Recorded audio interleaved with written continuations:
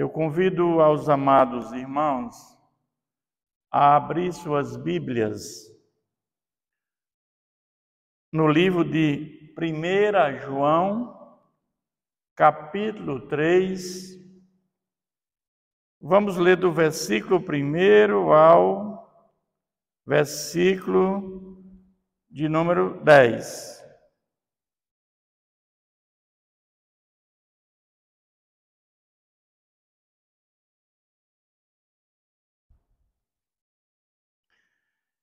Vede que grande amor nos tem concedido o Pai, a ponto de sermos chamados filhos de Deus.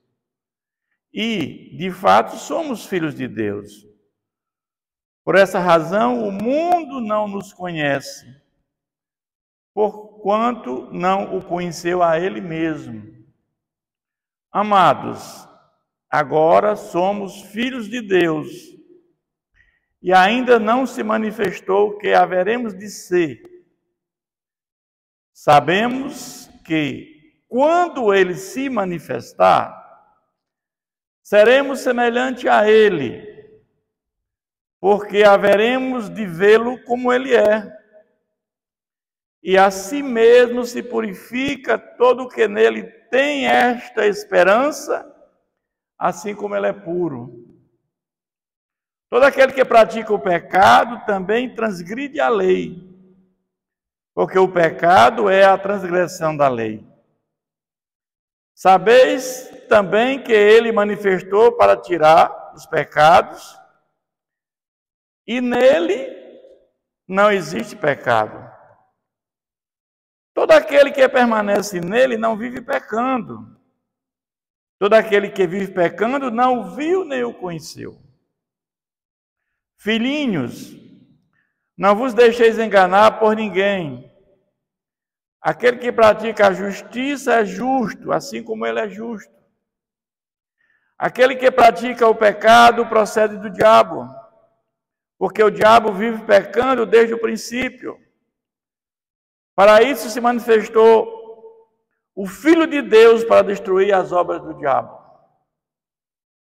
Todo aquele que é nascido de Deus não vive na prática do pecado, pois o que permanece nele é a divina semente. Ora, esse não pode viver pecando, porque é nascido de Deus. Nisto são manifestos os filhos de Deus e os filhos do diabo. Todo aquele que não pratica justiça não procede de Deus, nem aquele que não ama a seu irmão. Até aqui, amém?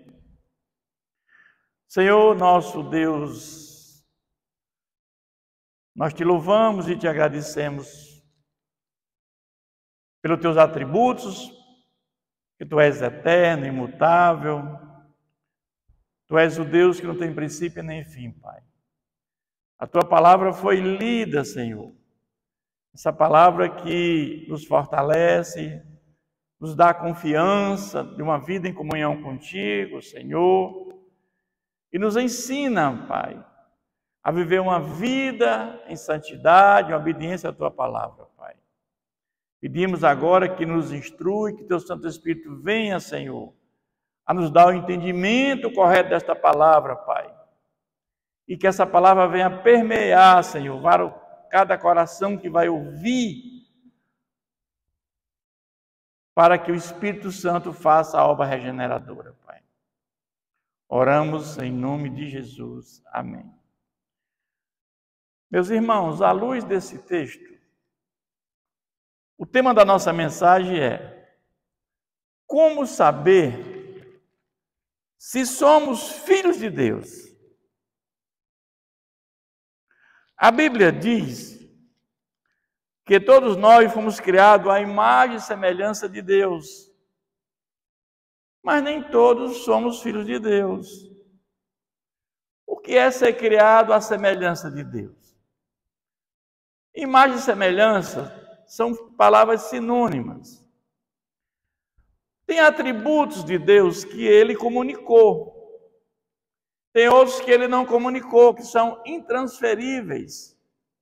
Deus é onisciente, onipresente, onipotente, imutável, não tem princípio nem fim. Esses atributos ele não comunicou, eles são intransferíveis, só Deus tem. Mas tem alguns atributos que ele comunicou a nós: amor, bondade, justiça, misericórdia, santidade. São atributos que nós temos que foram comunicados a nós por Deus. Deus concedeu livre-arbítrio a nós, seres humanos, e aos anjos. E alguns se rebelaram contra Deus lá no céu. E o pecado entrou no mundo com a queda do homem. Se Adão e Eva não tivessem pecado, não haveria morte física, nem morte espiritual, e o mundo era perfeito. Mas também tem uma situação que nós temos que entender. Se não houvesse pecado no mundo, Jesus não teria vindo. Tudo de Deus é perfeito, meus irmãos.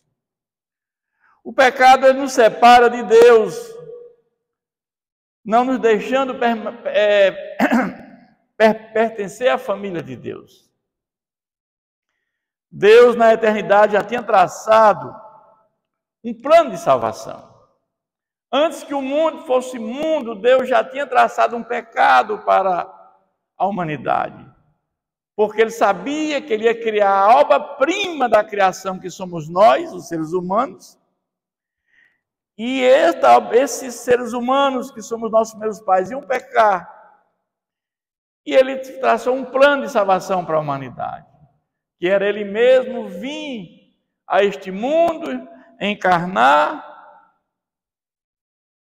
tomar a forma de homem, 100% Deus, e trazer a salvação para todos nós. Se Jesus não tivesse vindo, todos nós estávamos fadados à morte eterna. Jesus traz a graça salvadora como fundamento da salvação, para que todos nós tenhamos a oportunidade de ter a salvação. Jesus é o único Filho de Deus. Somente através de Jesus podemos receber a adoção de filhos de Deus. Como isso acontece? Quando ouvimos a palavra de Deus, essa palavra tem força, tem poder, ela ilumina a nossa mente para que o Espírito Santo faça a obra regeneradora. E o Espírito Santo faz a regeneração, é a obra do Espírito Santo a regeneração. Nós chamamos novo nascimento. Mas quando recebemos esse Espírito de Deus dentro de nós, é Deus dentro de nós somos vivificados pelo Espírito Santo. E aí nós podemos agora ter fé e nos arrependermos dos nossos pecados. E aí nós vamos à cruz, nos apropriamos do sangue de Jesus e pela fé em Jesus Cristo, nós somos justificados por Deus Pai, pela fé em Jesus Cristo. E uma vez justificados agora, Deus nos adota como filhos de Deus por adoção, como os co-herdeiros de Cristo, ou seja, nós agora somos adotados filhos de Deus e temos o mesmo direito de Deus lá no céu, de Jesus lá no céu, porque somos filhos de Deus. A graça salvadora não apenas transforma homens escravos do pecado em servos de Cristo, mas também transforma membros da família de Deus. Vamos ver o que diz João 17:20. Rogo também por aqueles que creram em mim, por meio da mensagem deles, para que todos sejam um. Pai, como tu estás em mim e eu em ti. O amor de Deus é transbordante e se manifestou ao entregar seu próprio Filho para morrer em nosso lugar. Ele deseja adotar uma grande família para si. Assim não somos mais chamados apenas servos, mas também filhos. Através do Espírito Santo podemos ser como ser um com o Pai, nos relacionamentos com Ele, conhecer seu coração e a sua vontade, assim como Jesus. A doutrina da adoção é maravilhosa. É uma verdade maravilhosa para uns e terrível para outros. Isto porque existe aquela crença popular que todos são filhos de Deus. Os adotados por Deus são aqueles redimidos, são aqueles que receberam o Espírito Santo, Por meio dos nossos pecados perdoados, somos purificados pelo sangue de Cristo. São aqueles que foram regenerados pelo Espírito Santo e justificados por Deus mediante a fé em Jesus Cristo. Aqueles que foram declarados justos por Deus, como nós falamos, justificados. Quando nós somos justificados, nós tornamos justos diante de Deus. E também adotados como filho de Deus. Romanos 8, 14, 17 diz: pois todos os que são guiados pelo Espírito de Deus são filhos de Deus. Porque não recebeste o espírito de escravidão para viverdes outra vez atemorizados, mas recebeste o espírito de adoção, baseados no qual clamamos, Abba, Pai. O próprio Espírito testifica com o nosso espírito que somos filhos de Deus. Ora, se somos filhos, também somos herdeiros. Herdeiros de Deus e co-herdeiros com Cristo. Se com Ele sofremos, também com Ele seremos glorificados. Esse texto é em Romanos, capítulo 8, versículo 14 ao 17. Ser adotado como filho de Deus é um grande privilégio. O filho adotado, ele tem os mesmos direitos do filho natural. Nós sabemos que quando há uma adoção, aquele filho adotivo tem os mesmos direitos do filho natural. O único filho de Deus é Jesus, mas nós, como somos justificados pela fé em Jesus, nós somos adotados agora por Deus, Pai, agora passamos a ser co-herdeiros de Cristo. Assim nós somos herdeiros do reino de Deus junto com Jesus, Romanos 8, 17. Ele é o Rei Supremo sobre toda a criação, mas os salvos também têm o direito de desfrutar essa herança lá no céu. Isso é maravilhoso. Eu quero, depois dessa introdução, voltar aqui para o texto que nós acabamos de ler. Vede que grande amor tem concedido o Pai, a ponto de sermos chamados filhos de Deus. E de fato,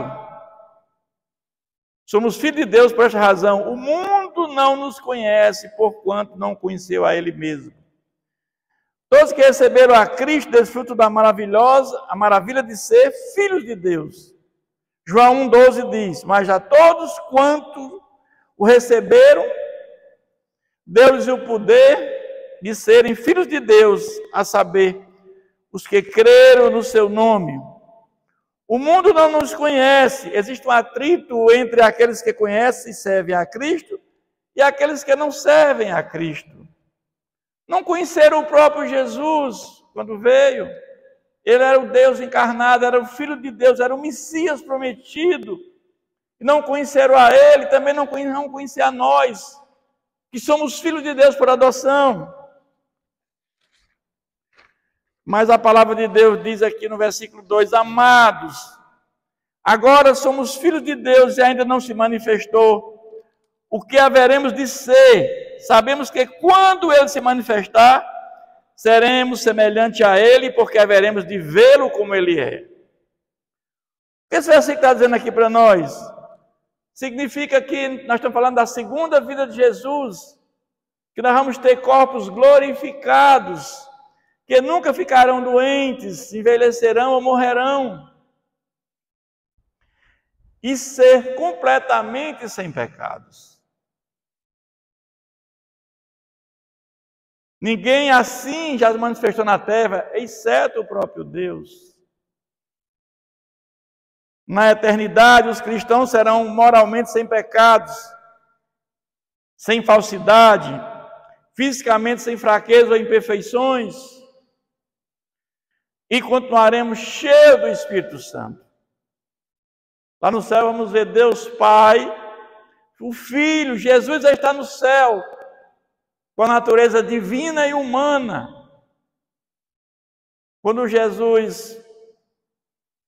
Quando em Timóteo diz que o único intercessor entre nós e Deus é Cristo Jesus, homem, quer dizer que lá no céu, Jesus tem natureza humana e divina, ele continua com natureza humana lá no céu. Com a diferença que ele agora está no céu com um corpo glorificado. Porque antes da sua morte, ressurreição e ascensão, o corpo dele aqui na terra não era glorificado. Essa é a diferença, né? Quando o Cristo voltar, o que o texto está dizendo? Seremos semelhantes a ele, porque nós teremos também um corpo glorificado. Os filhos de Deus carregam a imagem de Cristo e participarão da sua glória. Romanos 8, 18 a 23 diz: porque para mim tenho por certo que os sofrimentos do tempo presente não podem ser comparados com a glória a ser revelada por nós, em nós. A ardente expectativa da criação aguarda a revelação dos filhos de Deus, pois a criação está sujeita à vaidade, não voluntariamente, mas por causa daquele que a sujeitou, na esperança de que a própria criação será redimida do cativeiro da corrupção, para a liberdade da glória dos filhos de Deus. Porque sabemos que toda a criação, a um só tempo, geme e suporta angústias até agora. E não somente ela, mas também nós, que temos as primícias do Espírito Santo. Igualmente gememos o nosso íntimo, aguardando a adoção dos filhos e a redenção do nosso corpo. Quando Jesus voltar pela segunda vez, nós vamos ter a completude do reino de Deus. O reino de Deus iniciou com a primeira vinda de Jesus e será concretizado com a segunda vinda de Jesus. Quando todos aqueles que morreram em Cristo, que estiverem vivos, serão arrebatados e ressuscitarão no corpo glorificado, estarão com Ele por toda a eternidade. E ele diz aqui ainda no versículo: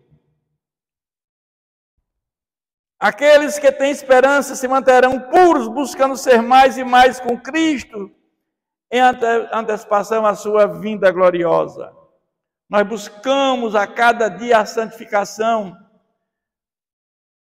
Lá em Tessalonicenses diz que nosso corpo, alma e espírito deve estar irrepreensível para a vinda do Senhor Jesus.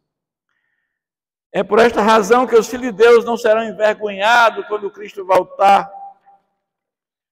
Mas ele fala aqui, nesse texto, e assim mesmo purifica todo o que nele tem esperança, assim como ele é puro. A promessa do aparecimento de Cristo enche os cristãos de confiança e não de preocupação. Ele aqui, nós temos uma contrapartida para com Deus, é buscar a santificação. Através do Espírito Santo que habita dentro de nós, ele vai nos guiando, nos orientando, nos capacitando, nos transformando para sermos melhores a cada dia. Quando Paulo pregou na igreja de Tessalônica, aos Tessalonicenses, eles ficaram preocupados que Jesus tinha voltado e eles não tinham ido. E Paulo escreve uma carta aos habitantes de Tessalônica, aos crentes de Tessalônica, dizendo, 1 Tessalonicenses 4, 13, 18, não queremos, porém, irmãos, que sejam ignorantes com respeito aos que dormem, para não vos entristecer como os demais que não têm esperança, pois, se cremos que Jesus morreu e ressuscitou, assim também Deus, mediante Jesus, estará em seu companheiro os que dormem. Ora, ainda vos declaramos por palavra do Senhor, isto, nós os vivos, os que ficarmos até a vinda do Senhor, de modo algum precederemos os que dormem. Porquanto o Senhor mesmo, dada a sua palavra de ordem, ouvida a voz do Espírito, a voz do arcanjo, ressoada a trombeta de Deus, descerá dos céus, e os mortos em Cristo ressuscitarão primeiro. Depois nós, os vivos que ficarmos, seremos arrebatados juntamente com eles, entre nuvens, para o encontro com o Senhor. Que glória, meus irmãos! Nos ares, e assim estaremos para sempre com o Senhor. Consolai-vos uns para com os outros com essas palavras. Eles estavam pensando que Jesus tinha voltado e tinham ficado. Mas a palavra diz que primeiro os que morreram em Cristo ressuscitarão no corpo glorificado para encontrar com Jesus. Os que estiverem ainda vivos quando Jesus voltar serão arrebatados nos ares, também no corpo glorificado. Estarão com Jesus por toda a eternidade. Mas Jesus deixou 3 coisas para nós sabermos sobre a volta. Não sabemos o dia da vinda de Jesus, ninguém sabe. Só Ele sabe, Jesus sabe, Ele como Deus, Ele sabe o dia da vinda dele, é claro. A apostasia tem que acontecer, já começou a apostasia. Dentro das igrejas estamos tendo a apostasia.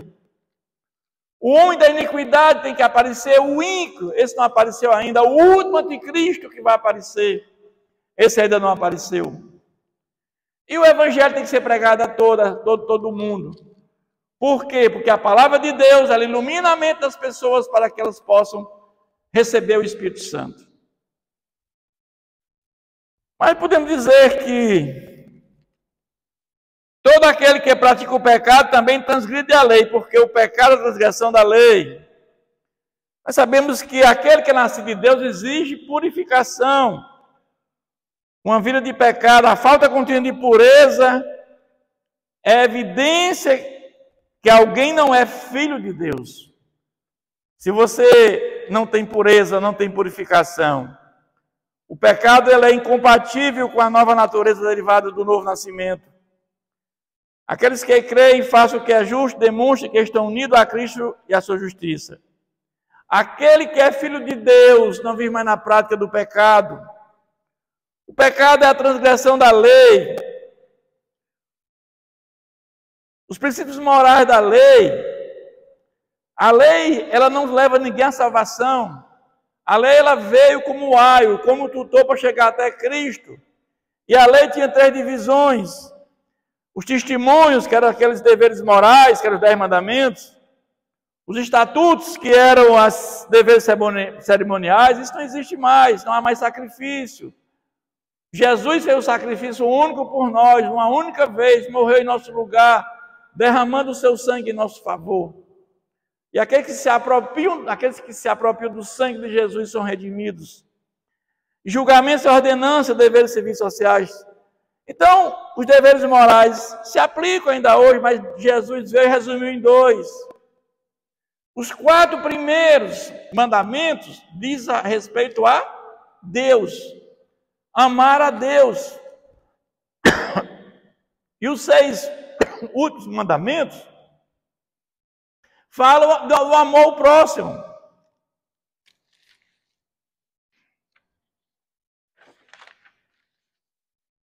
Versículo 5 diz: sabeis também que ele se manifestou para tirar os pecados e nele não existe pecado. Jesus, ele veio, tirou a maldição do pecado, mas ele também eliminou o domínio dele sobre a vida dos cristãos. Romanos 6 e 7 diz: sabendo isto, que foi crucificado com ele o nosso velho homem, para que o corpo do pecado seja destruído e não sirvamos o pecado como escravo. Porquanto quem morreu está justificado no pecado. Como resultado, os cristãos podem viver agora uma nova vida, são agradáveis a Deus.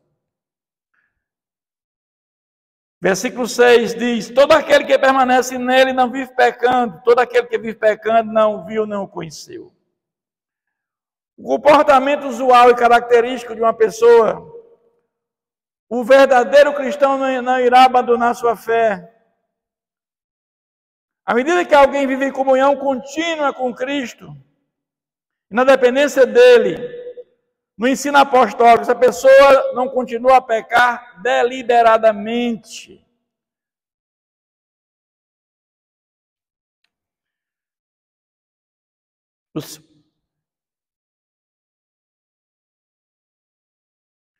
Filhinhos, não vos deixeis enganar por ninguém.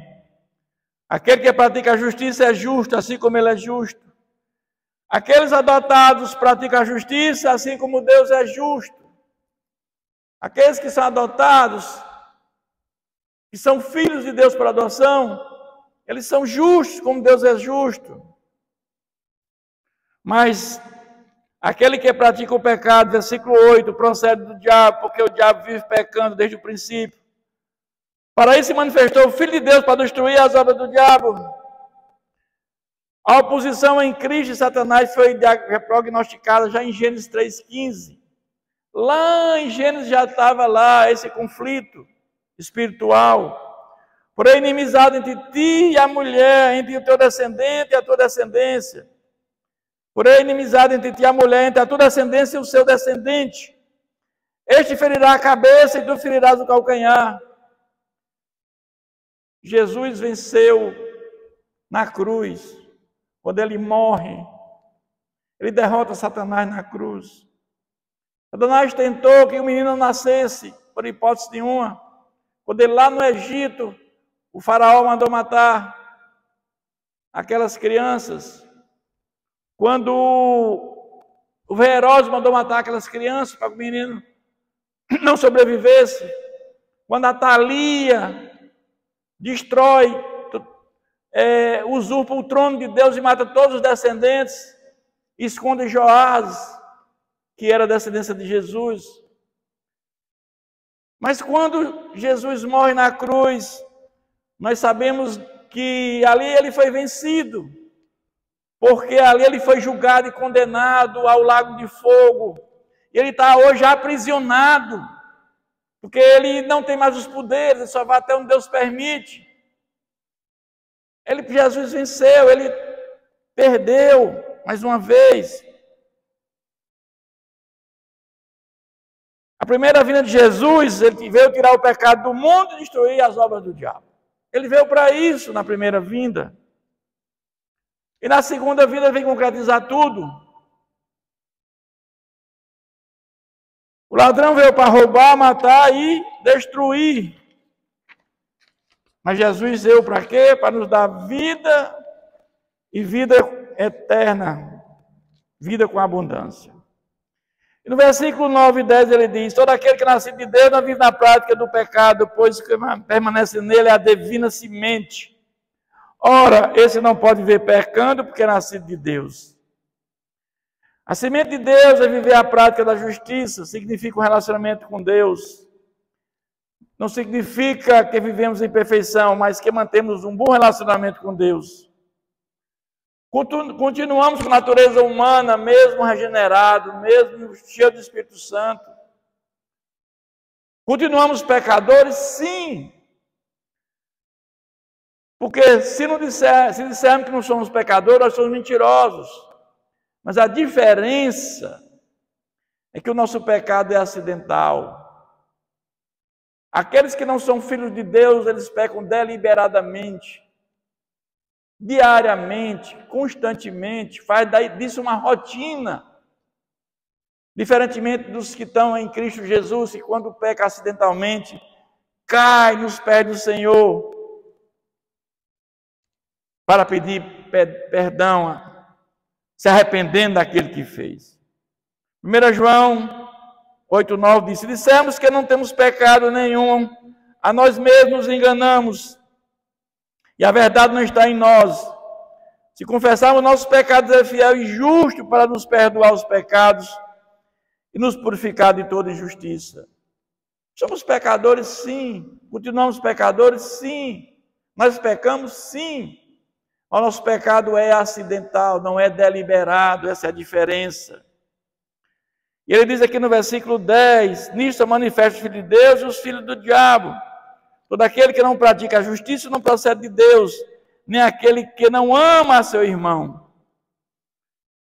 No sentido de hábitos e orientação de vida, os filhos de Deus fazem aquilo que é correto.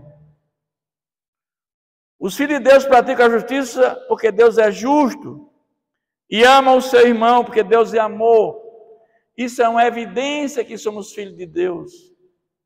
O amor é uma evidência que nós somos filhos de Deus.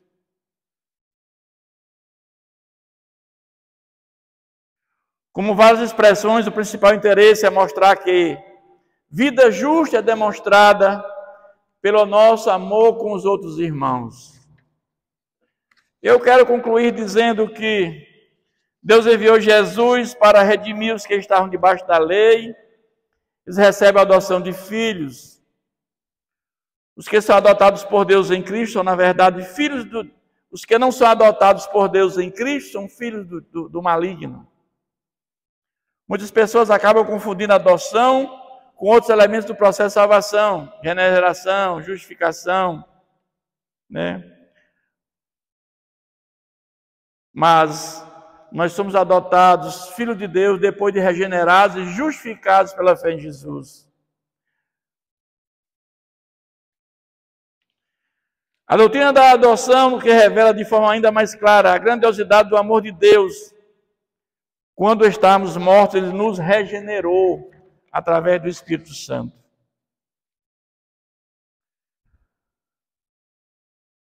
Os que foram adotados por Deus têm acesso ao trono da graça. Os adotados por Deus são, por Ele, instruídos, corrigidos, protegidos e preservados. Eles nunca serão lançados fora, nunca se tornarão bastardos, pois serão feitos herdeiros de Deus e co-herdeiros com Cristo.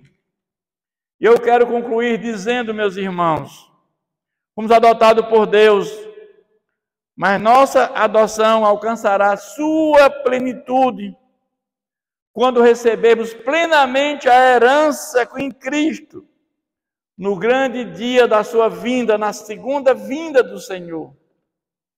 Nossos corpos serão redimidos e reinaremos com Ele sobre toda a criação restaurada. Amém? Eu quero conclamar a cada irmão e cada irmã a viver uma vida em santidade, sem a qual ninguém verá a Deus.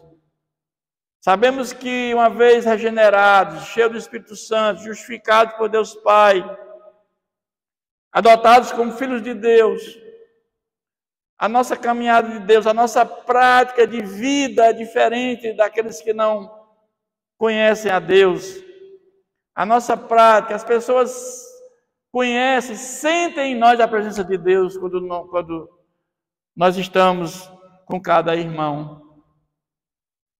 E a minha oração é que Deus venha fazer com cada irmão na face da terra, venha conhecer esse Deus maravilhoso, esse Deus misericordioso, que fez tudo por nós, mandando o seu Filho para morrer em nosso lugar. Que Deus continue nos abençoando. Curve suas cabeças, feche seus olhos. Senhor, obrigado por esta palavra, Pai, que nos esclarece, Pai, quem são filhos de Deus e quem são filhos do maligno, Pai. Aqueles que são teus filhos por adoção, Senhor, andem em retidão, em comunhão contigo, em obediência à tua palavra, Pai, fazendo aquilo que te agrada, Senhor. Continuamos pecadores, sim, mas o pecado é acidental, Senhor. Mas aqueles que andam, Pai, numa vida mundana, uma vida sem comunhão contigo, Pai, pecando deliberadamente, Pai, esses são filhos do maligno, Senhor. Mas a nossa oração, Senhor, é que a tua palavra chegue em todos os recantos deste mundo, Pai, para que o Espírito Santo possa fazer uma regeneradora na vida desses que não te conhecem ainda, Pai. Que a tua palavra diz que Deus tem prazer que todos se salvem, Pai. Então a nossa oração é que todos, Pai, reconheçam a tua palavra, para que todos tenham a salvação e a vida eterna. Mas aqueles que não te conhecem, aqueles que não querem saber de ti, meu Pai, sabemos que o lugar que resta é o lago de fogo, é a segunda morte após a segunda vinda de Jesus. Fica conosco, Pai, nos abençoa. Oramos em nome de Jesus. Amém.